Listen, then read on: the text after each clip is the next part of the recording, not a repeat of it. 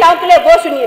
32 साल बाद उस महिला को जो इंतजार भूल चुकी थी, जो न्याय विसार चुकी थी, 32 साल बाद मोदी के आने के बाद शहीद श्रीमान रवि खन्ना जी, वायुसेना कर्मचारी, और उनकी पत्नी श्रीमती शालिनी खन्ना जी और उनके बच्चों को न्याय मिलने की उम्मीद जागी। और मेरी सरकार ने एक महिला के सम्मान में उस केस को आगे बढ़ाया है। यह किया है मेरी सरकार ने महिलाओं के प्रति।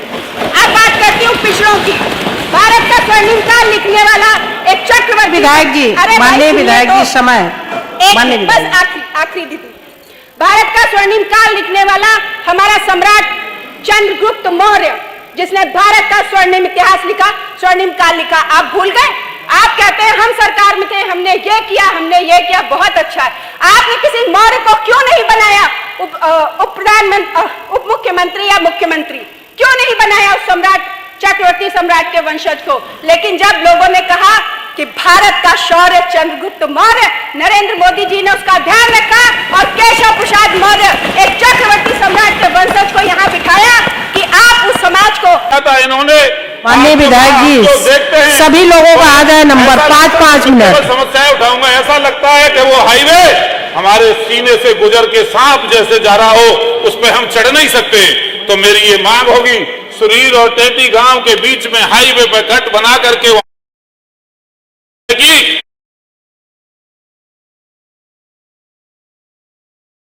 मेरी इस सदन के माध्यम से मांग होगी कि वहां माननीय विधायक जी आ गए क्षेत्र की समस्या सब विकास के नए कोई उद्योग विकसित किए जाए।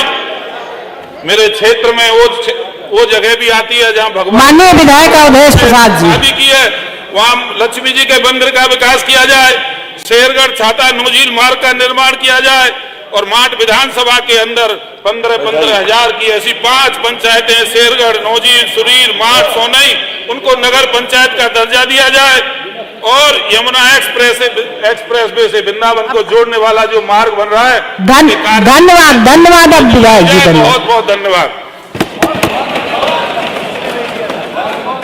माननीय अधिष्ठाता महोदय, मैं आपका हृदय से आभारी हूं। चलाया रहा है। अगर आप देखें 2019 मांग रहा है कि जो गरीबों का घरेलू बिजली का 300 यूनिट बिल है उसको भी माफ किया जाए, और गांव में जो सामूहिक शादियां होती हैं, सामूहिक अपने मित्र को छोड़ दिया लिए आप हो जाना चाहिए था। पंचायत चुनाव में दूसरा उसके ऊपर जान ले बाद भी जो उत्तर प्रदेश की स्थिति है कई पैरामीटर्स में अभी सुधरी नहीं है। अध्यक्ष महोदय, मैंने माननीय राज्यपाल जी के अभिभाषण में 2 संस्थाओं के जो उत्तर प्रदेश के मानक हैं, डेटा आया, वो मैंने पेश किया था। सरकार उसको स्वीकार नहीं कर रही थी। मैं अपने बजट के भाषण को शुरू करने से पहले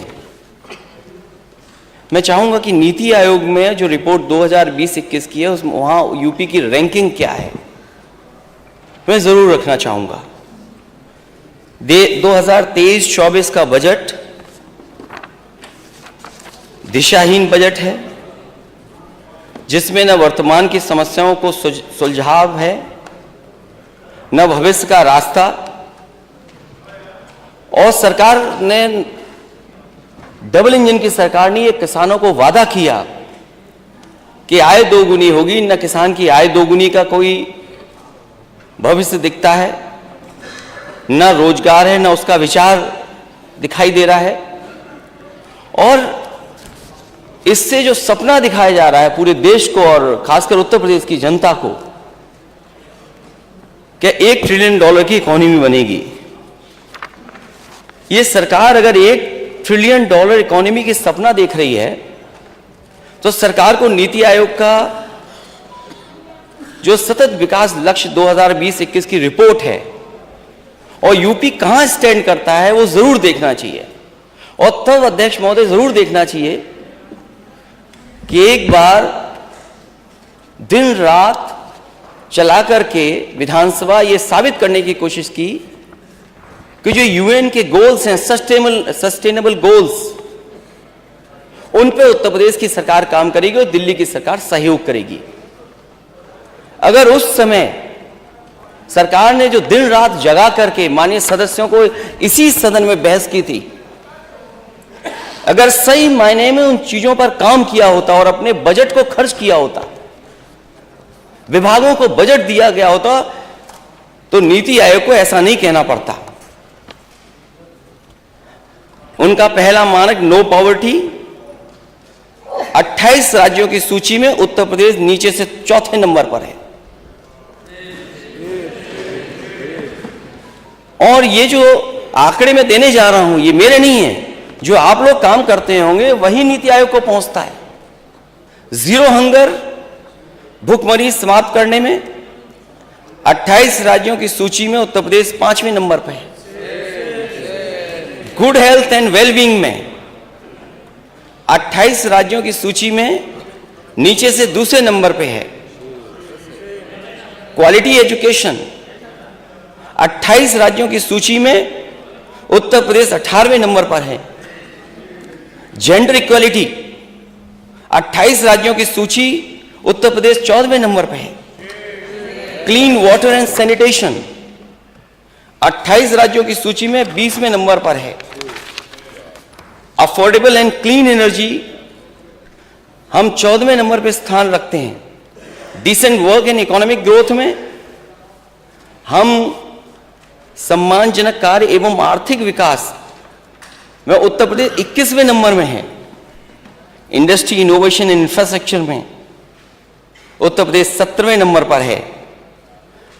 टू रिड्यूस इनइक्वालिटी, असमानता में कमी, 28 राज्यों की सूची में प्रदेश अंतिम पायदान पर है। यहां जरूरी है कि सरकार को समाजवादी सिद्धांत को समझना होगा। सबका साथ सबका विकास या राम राज्य बिना समाजवाद के संभव नहीं है।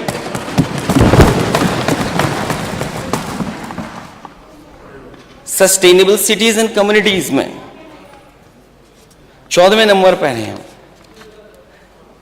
रिस्पॉन्सिबल कंजप्शन एंड प्रोडक्शन में हम 9वें स्थान पर हैं, क्योंकि गंगा साफ। और एक बार सरकार के ही एक मंत्री उस समय के रहे होंगे, माननीय मंत्री जी ने कहा कि हम कृत्रिम बारिश कराएंगे, कृत्रिम बारिश।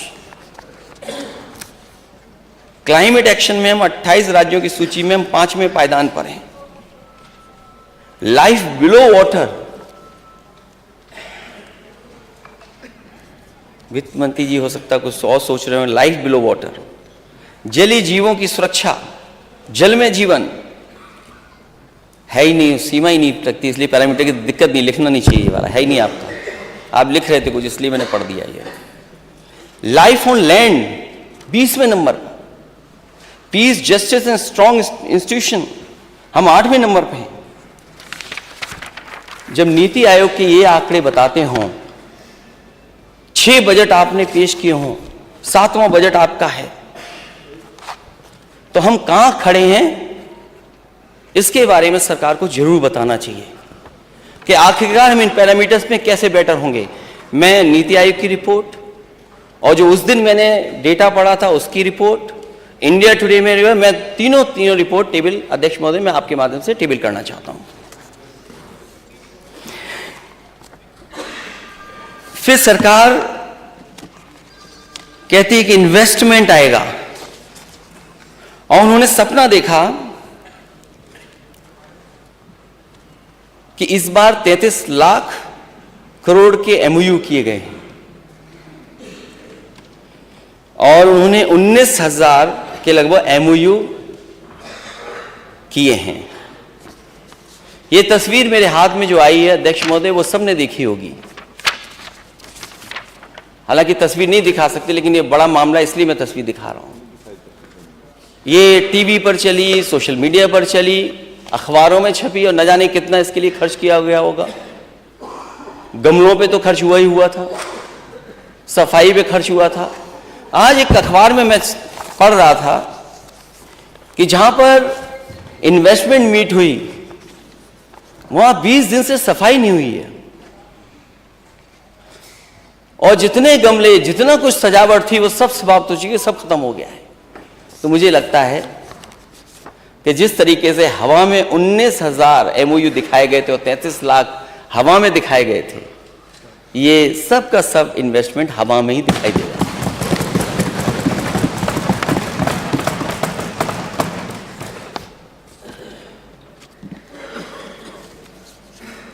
सरकार, हमारे फाइनेंस मिनिस्टर और सरकार, बगल में नेता सदन ये मानते हैं कि $1 ट्रिलियन की इकोनॉमी हासिल कर लेंगे। हम विपक्ष की तरफ से अध्यक्ष महोदय, सरकार से मेरा पहला प्रश्न यही है कि जिस रफ्तार से उत्तर प्रदेश की ग्रोथ है, जो national statistics office, ministry of statistics and programme implementation, government of India का डेटा कहता है, उसमें हमें क्या जीडीपी चाहिए होगी, हमारी ग्रोथ क्या हो। फाइनेंस मिनिस्टर की स्पीच में 21-22 में उन्होंने कहा कि 16.8 हमारी ग्रोथ रेट है करंट प्राइस पर। हाँ? 4 है शायद। ना, जो बजट स्पीच में है, जो बजट स्पीच में है, और जो एवरेज है, जो 17-18 और 21-22 की एवरेज ग्रोथ रेट है वो 7.8% है। ये सरकार का डेटा बताता है। और मुझे खुशी इस बात की, ये बताते हुए और वही मिनिस्ट्री के डेटा को बताते हुए कि जिस समय समाजवादी सरकार थी, उस समय की जो average growth rate of GDP थी वो 12.25% थी, उससे 5% कम है। आपकी एवरेज ग्रोथ रेट 5% कम है। और फिर कहते हैं कि हम 19% तक 23-24 में लेकर के जाएंगे। मैं माननीय वित्त मंत्री जी से जानना चाहूंगा कि आखिरकार नेता सदन से कि इसकी सोर्स क्या है। हमसे तो हर चीज की सोर्स पूछी जाती है, कम से कम 19% कैसे हासिल करेंगे, उसके लिए आपके सोर्स क्या है। और फिर $1 ट्रिलियन इकोनॉमी को पाने के लिए जो आपका लक्ष्य है 26-27 में, उसके लिए मैं समझता हूं आपको 34% की ग्रोथ रेट चाहिए। 34% की ग्रोथ रेट कैसे संभव है? जो आपका ट्रैक रिकॉर्ड है 6 साल का, वो आपको कहां पर ले जा रहा है ग्रोथ रेट? और अगले 4 साल में क्या उम्मीद उत्तर प्रदेश कर सकता है? मैं तो बधाई दूंगा और जो सहयोग आप चाहें 34% हासिल करने के लिए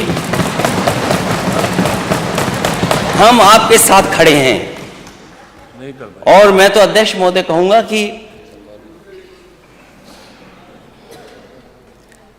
मुख्यमंत्री जी को अपना जो इकोनॉमिक एडवाइजर होगा कोई उनका, उसको बदल देना चाहिए। और अगर आपको कोई गुमराह करे, इकोनॉमिक एडवाइजर आपको गुमराह करे,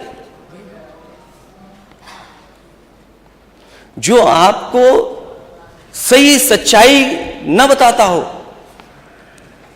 उस आर्थिक सलाहकार का आप क्या करोगे? नेता सदन जरूर बताएं कि 34% आप हासिल कैसे करेंगे। और मैं अध्यक्ष महोदय कहता हूं, हम समाजवादियों का घोषणा पत्र ले लें, ये 34% हासिल कर सकते हैं। लेकिन उसको हासिल करने के लिए बड़ी बुद्धि की बात हो रही थी। बहुत बुद्धि है, जाने कहां बुद्धि है अध्यक्ष महोदय। हालांकि मुझे नहीं पता वर्ड अनपार्लियामेंट्री है, पार्लियामेंट्री वर्ड है बुद्धि। मैं अध्यक्ष जी आपसे चाहूंगा कि आप मुझे बताएं कि बुद्धि का बस इस्तेमाल कर सकता हूं कि नहीं कर सकता हूं।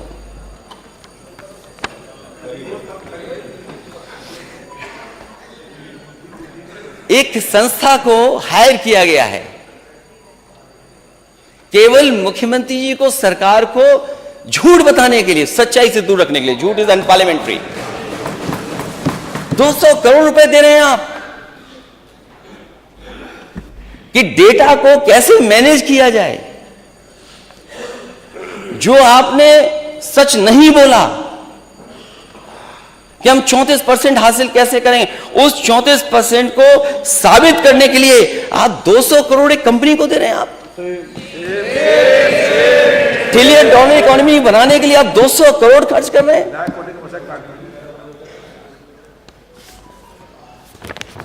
अब समझ लीजिए अध्यक्ष महोदय, माननीय सदस्य, कि जो 6 साल में नहीं कर पाए उन्हें 200 करोड़ रुपए खर्च करने पड़ रहे हैं।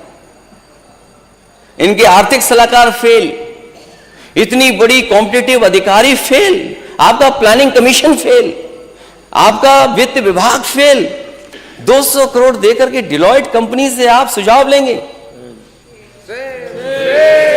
आपकी सदियों सदियों बनी हुई संस्थाएं आपने धक्का मार दिया उसको।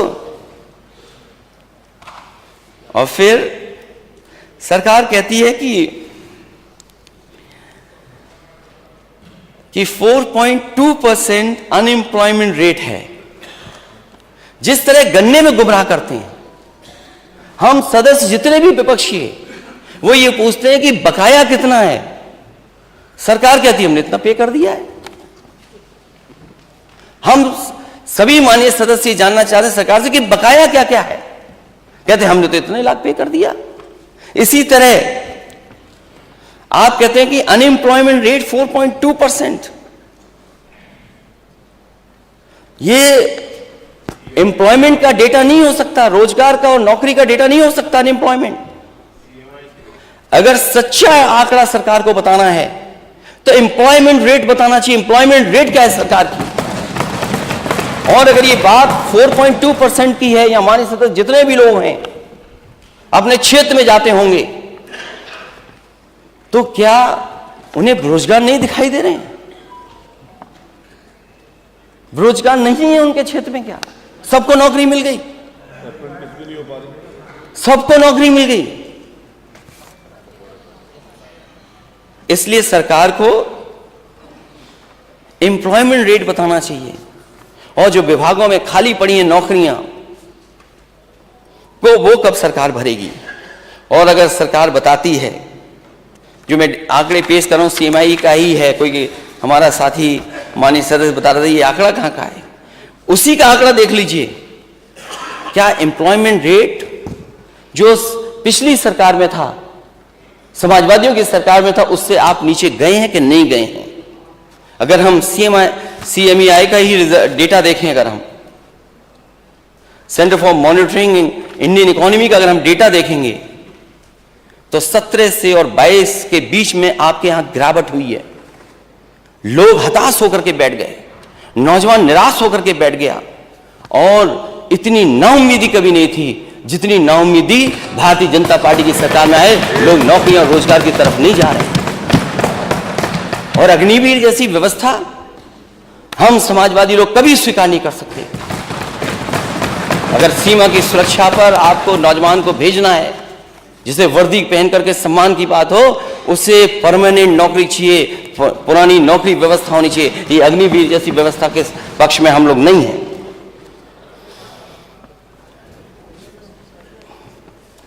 सरकार जहां सपने दिखा रही है $1 ट्रिलियन इकोनॉमी का, बड़ी बड़ी इंडस्ट्री के लोगों का स्वागत कर रही है अध्यक्ष महोदय, वही MSMEs का क्या दोष है जो सबसे ज्यादा नौकरी दे रहा है, सबसे ज्यादा रोजगार दे रहा है? इन्वेस्टमेंट मीट में आए, बड़ी खातिरदारी हुई, कूपन को लेकर के कूपन बांटे गए।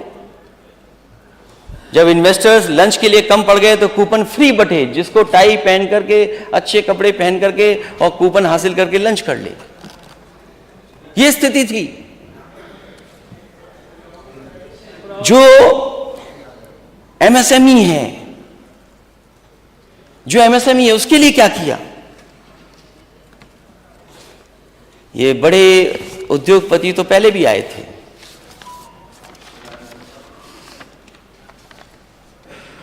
आखिरकार जो MSMEs के लिए होना चाहिए था, सरकार ने क्या किया?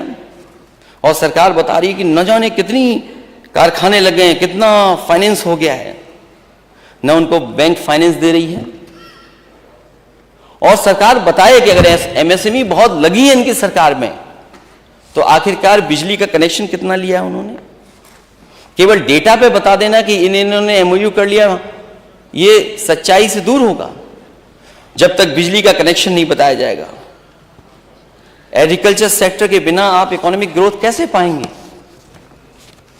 एग्रीकल्चर सेक्टर का क्या हाल है? हमारी नेशनल से भी नीचे बिलो जा रही है एग्रीकल्चर। और कम से कम जो फसलें पैदा हों उनकी एमएसपी तो सरकार दे।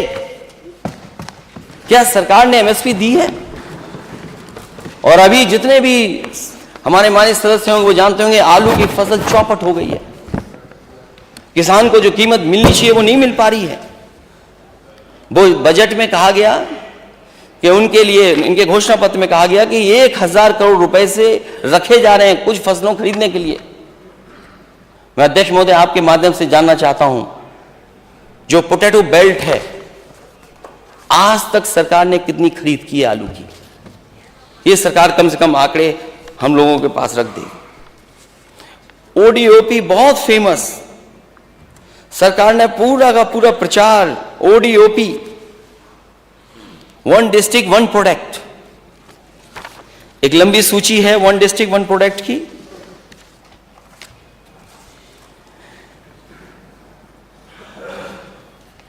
हर डिस्ट्रिक्ट का सरकार ने आइडेंटिफाई किया है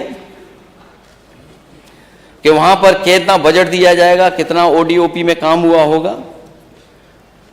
अध्यक्ष महोदय, यहां पर जितने भी सदस्य हैं, पूरे प्रदेश के बैठे हुए सदस्य हैं, आगरा में लेदर प्रोडक्ट के लिए क्या बजट था? अलीगढ़ के ताले और हार्डवेयर के लिए कितना बजट दिया गया? अंबेडकर नगर हमारे बुनकरों का भरा पड़ा है, बुनकर जो सुविधाएं समाजवादी सरकार में मिलती थी वो सभी सुविधाएं छीन ली गई। और वन डिस्ट्रिक्ट वन प्रोडक्ट में कहा गया कि टेक्सटाइल प्रोडक्ट्स को हम बढ़ावा देंगे। सरकार बताई कि टेक्सटाइल प्रोडक्ट के लिए क्या बजट दिया है। औरैया में फूड प्रोसेसिंग, और फूड प्रोसेसिंग में देसी घी, हमारे माननीय सदस्य बैठे होंगे, बताओ देसी घी के लिए बजट क्या दिया गया? अयोध्या में जैगरी, क्या बजट दिया आपने जैगरी के लिए? बलरामपुर फूड प्रोसेसिंग, कितना बजट दिया गया फूड प्रोसेसिंग के लिए? भदोई कारपेट दरी, वही इंफ्रास्ट्रक्चर जो समाजवादी सरकार में बना था, उसके अलावा सरकार ने क्या दिया वहां पर? फिरोजाबाद में ग्लासवेयर के लिए बजट क्या था? हमीरपुर के लिए शूज के लिए बजट क्या था? बांदा के लिए बजट क्या था?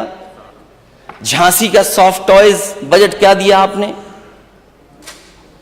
कन्नौज में परफ्यूम, इत्र, अतर, पता नहीं खुशबू से क्या नफरत है सरकार को, बहुत नफरत है खुशबू से इनको। अध्यक्ष महोदय, माननीय सदस्य ने कहा कि छापा पड़ गया, मुझे अच्छा लगा कि पूछ लिया। अध्यक्ष महोदय, जिस पे छापा पड़ा था वो भारतीय जनता पार्टी का था।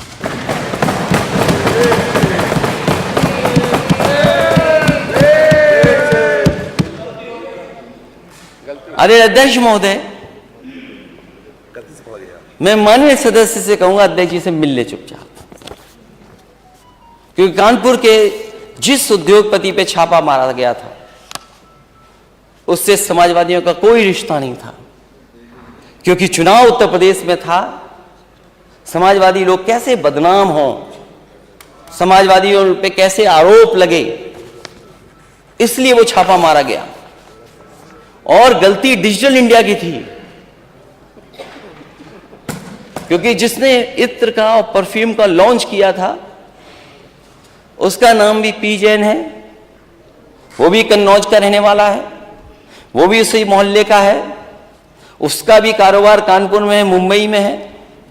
पता नहीं कंप्यूटर में क्या दिखाई दिया डिजिटल इंडिया में कि जिसके यहां छापा मारना था उसके यहां छापा नहीं मारा अध्यक्ष महोदय, अपने यहां ही जो काम करता है, जो बीजेपी का समर्थक था, उसके यहां छापा मार दिया। और अपनी खीज मिटाने के लिए इन्होंने फिर दोबारा उसके ऊपर छापा मारा। ये तो छापामार सरकार है। और ये कोई नई चीज नहीं है, जो दिल्ली में रहता है वही छापा मारता है। पहले भी सरकारें थी और ये भी सरकार है। कम से कम बीजेपी के लोगों ने कांग्रेस पार्टी से कुछ अच्छा सीखा है, क्योंकि कांग्रेस पार्टी भी छापा मारती थी। बीजेपी ने कम से कम कांग्रेस के रास्ते पे चलने का काम किया है। बीजेपी ने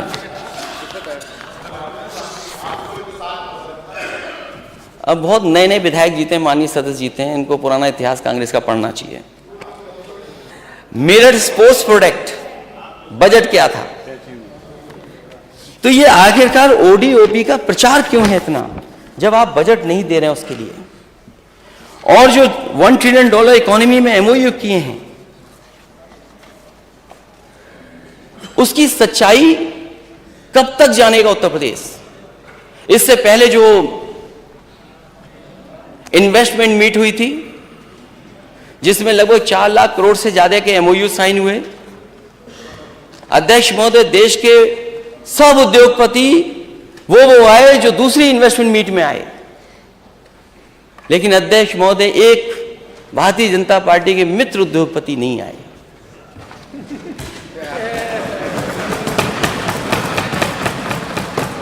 कहां 2 नंबर का प्रचार हो रहा था,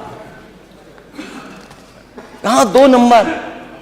भारत को गर्व होता है इस बात पर कि भारत का एक उद्योगपति दुनिया में नंबर 1 पर पहुंच गया।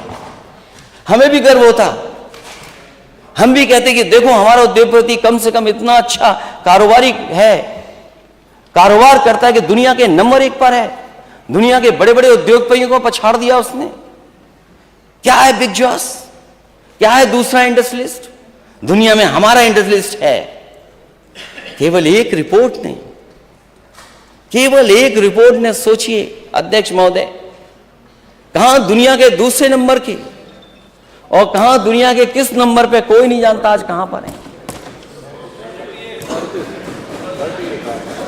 अध्यक्ष महोदय, मित्र की पहचान तो तभी होती है जब बुरा वक्त आता है। क्या बीजेपी ने अपने मित्र को छोड़ दिया?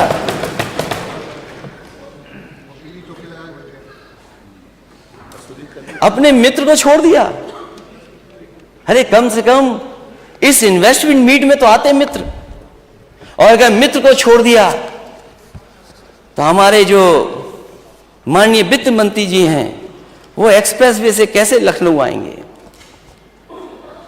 जो मॉडल आपने अपनाया, क्या आपका वो एक्सप्रेसवे बन जाएगा? जो मॉडल, जिस मॉडल पे आपने उन उद्योगपतियों को उत्तर प्रदेश में लाए, क्या उस मॉडल से आपका सड़क बन जाएगी? मुझे खुशी इस बात की, क्योंकि मैं हमेशा इस बात को कहता था कि अगर आप स्पीड को बढ़ा देंगे